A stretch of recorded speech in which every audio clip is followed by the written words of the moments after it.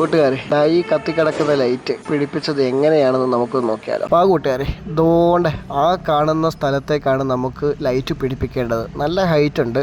അവിടെ നമ്മൾ ചെയിനൊക്കെ ഇട്ട് വെച്ചിട്ടുണ്ട് കേട്ടോ. ഇവിടെ വേറൊരു വിഷയം എന്താണെന്ന് വെച്ചാൽ സ്കഫോൾഡ് നമുക്ക് ഇട്ടു പോകാൻ പറ്റൂല. എന്ന് വെച്ചാൽ അതിൻ്റെ ക്രോസ് ഇടുന്ന ഭാഗം നമുക്ക് നീട്ടിയിടുകയാണെങ്കിൽ അതിനുള്ള ഗ്യാപ്പ് അവിടെ ഇല്ല. പകരം നമുക്ക് സ്കഫോൾഡ് കെട്ടിയേ കയറാൻ പറ്റത്തുള്ളൂ. കയറ് വെച്ച് കെട്ടി നല്ല വൃത്തിക്ക് കെട്ടി തന്നെ കയറാൻ പറ്റത്തുള്ളൂ.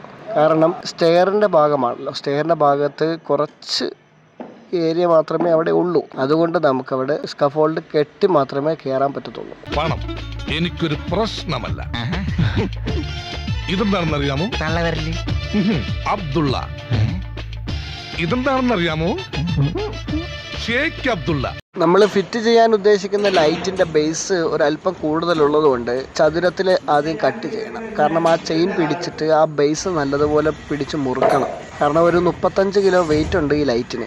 ജിപ്സത്തിൽ നിൽക്കൂല. ആ ചെയിനിലാണ് കൂടുതൽ പിടുത്തവും കൊടുത്തിട്ടുള്ളത്. ജിപ്സം ഞങ്ങളൊരു ചാനൽ വെച്ചിട്ടാണ് ആ ബേസ് ഉറപ്പിക്കുന്നത് കേട്ടോ.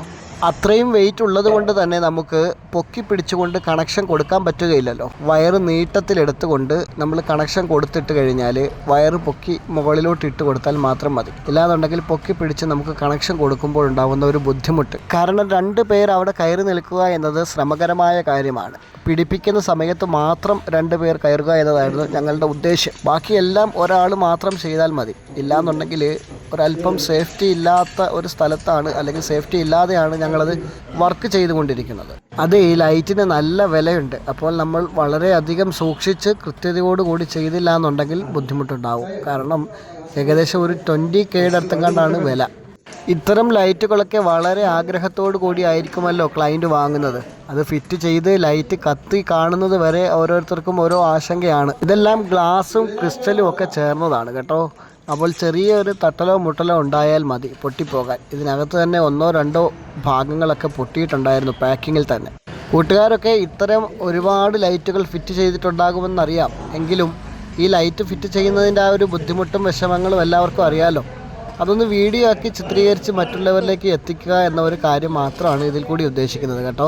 ഇതെങ്ങനെയാണ് ഫിറ്റ് ചെയ്യുന്നത് എന്ന കൗതുകം ചിലർക്കെങ്കിലും ഉണ്ടാകുമല്ലോ. അതും ഒന്ന് കാണിച്ചു കൊടുക്കാമെന്നതാണ് ഉദ്ദേശം. ഇനി ചില ദുരന്തങ്ങളുണ്ട്. ഈ ലൈറ്റിൽ മാറാല പിടിക്കുന്നുണ്ട്. അതുകൊണ്ട് ഇത് പിടിപ്പിക്കരുത്. ഇത് വളരെ എക്സ്പെൻസീവ് ആണ്, പിടിപ്പിക്കരുത്. അല്ലെങ്കിൽ ഇത് വെയിറ്റ് ഉള്ളതാണ്, പൊട്ടി താഴെ വീഴാൻ ചാൻസ് ഉണ്ട്.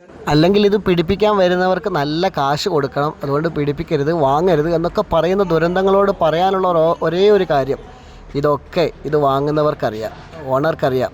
കേടായാൽ അത് വാങ്ങാനുള്ള കഴിവുള്ളത് കൊണ്ട് മാത്രമാണ് ഇവരിത് വാങ്ങുന്നതും ഫിറ്റ് ചെയ്യാൻ ആഗ്രഹിക്കുന്നതും. അല്ലാത്തവർ അങ്ങോട്ടൊന്ന് മാറി നിന്ന് ചൊറിഞ്ഞാട്ട കേട്ടോ. നീ തീർന്നടാ, നീ തീർന്നു. ഇത്ര അഹങ്കാരം പാടില്ലടാ. നീ തീർന്നടാ, നീ തീർന്നു. തീരട്ടെ.